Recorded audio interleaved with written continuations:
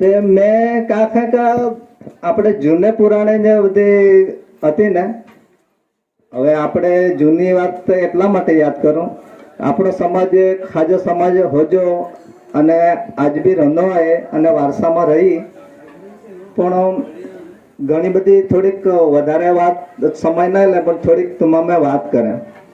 હમણાં ગઢોબા ને આમો હમણાં પુયતા પાવણે જાઉં થતા સવારના પાવણે જાઉં એટલે હમણાં ફૂઈ ચીબડકશમાં પાછો હમણાં બાનો મામો બી એટલે 2-3 હગે હતા.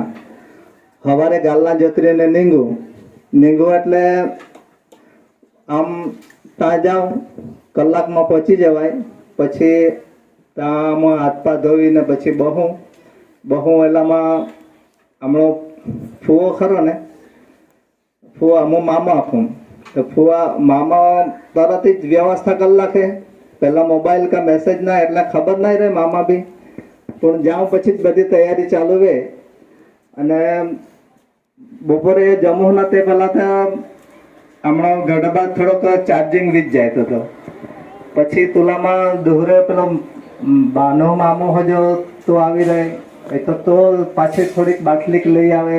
તહાં કરીને ખાના સાંજે 3-4 વાગી જાય હતા અને તેમાં કંઈ એકાદ મરઘી ટપકાવી પડેલી રહે એટલે તી હાથે મજા આવી જાય હતી. અને તી પુરાવે પછી હમણાં ગઢબારી ગાલ્લી પાછી જોતરે તો ગાલ્લી જોતરોની બી કેપેસિટી હમણે ગઢબા પર ના રહી, પણ હમણાં મામો ને પેલો દોરો મામો એ બે એને જોતરીઓ પડે એટલે બલ ઉલા ડાયા કા એકદમ જોતરીઓ હતી ને હમણાં ગઢબા ગાલ્લીમાં બહારી મૂકે એટલે હમણાં બહુ ડાયા હતા. હમણાં ગઢબા પછી ગાલામાં હુઈ જ જાય હતો એટલે બલ ઓટોમેટિકલી હમણાં ઘર સુધી ગાલી પહોંચાડી દેતો. સંદીપભાઈ ઓટો પાયલોટ બલ એટલે કિશનભાઈ ખબર હા વગર ડ્રાઈવર વગર ગાડી ઘર આવી જ હતી એટલા ડાયા બલ હતા. એ બધી જૂની વાત મેં યાદ કરે. ઘણી વાર આપણા જે એવા પ્રસંગો થતા ને તેમાં 1-2 વખત કાંતિભાઈ બી વાત કરી કે વેવામાં જાવ થતા ને તે બધા એ પક્ષમાં તુર રહી ને પેલે પક્ષમાં બી તુરે રહી. અમુક આગળ થતા કે બધા પોહા તૈયાર હોય ને એટલે જાય થતા અને બધા તૈયાર થઈને પછી પોહા હો જાવ લાગ આગળ ધામધે જ જાય.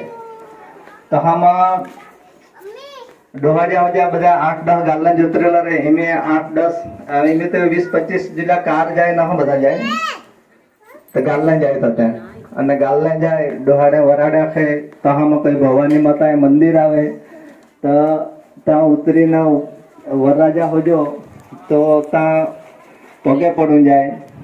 તો પછી ડોહાડ્યા વરાડ આખે કે કયા દેવને મલેવા આવ્યા રે લોલ ચાંદો સૂરજ ઉગ્યો હજા કંઈક વરાડ આવે માં બી પૂરા યાદ ના રંગલા.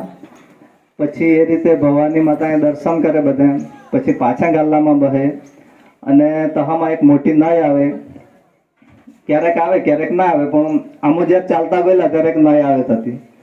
તે નયમાં ગાલના ઉતરે ને અને તેમાં ડોહાડિયા બધા વરાડા કે હેલી પેરે પાર્વંતી પેલી મેરે પાર્વંતી. હમણે ટીનાએ વધારે વરાડ આવડે એ કાયમ રૂલી બી જાય થતી એટલે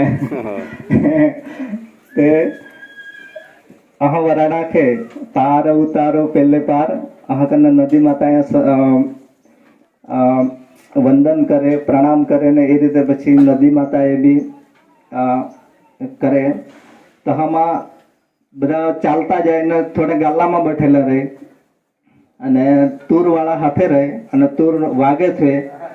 તૂર જ્યારે વાગે ને જ્યારે નદીમાં થી બધા પસારવે ને અને નદીઓ મોટો પટ રહે ત્યારે તૂરના જે પડઘા પડે ને એટલા સુંદર આયકાય ને કાં સુધી આયકાય 5-5 કિલોમીટર સુધી આયકાય.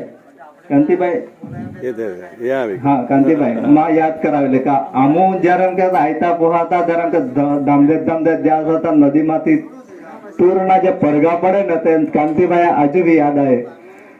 तुमने बिलावड़ी नदी के नंदनी काम वाली नंदी काम हाँ ते तुरना जो પડઘા પડે ને એ ઘણી બધી આમ બેઠેલા હોય જે લોકો આઈકેલ આવી અને એટલો મધુર સુર આવે ને કે ન પૂછો વાત.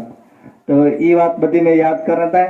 અને જૂની વાત તો એટલા માટે કરે કે એ આપણા બધા સમાજના ધોળિયા સમાજના બધા બેઠેલા અને ધોળિયા સમાજની સંસ્કૃતિ ખાલી યાદ જ અપાવતા. આપણે રિવર્સ જવાની જરૂર ના મળે. તે એ રીતે પછી એ સામેવાળી જાનવાળા ઘર તો નજીક જ રહી નથી, એટલે પોહા બધા ધામધેર પહેલાં પહોંચી જાય. રિપોર્ટ દેવ લાગે કે પેલા જાનવાળા ત્યાં પોહી હતા તે તુરિયા હો જા પણ જરાક જુવાન ન જાય એમ. આપણે તો બધા વડીલા એટલે જીતી જ જવું એમ. અને ત્યાં જે તૂરની હરીફાઈ હતી ને એ તૂરની હરીફાઈ એમ થોડી આપણને એરુને જડે થાય, પણ તે વખતની હરીફાઈ એટલે એમાં આખો ખેલ તો તુરિયામાં થાળીવાળો રહે ને એ આપણે ચાળા રહે બધા.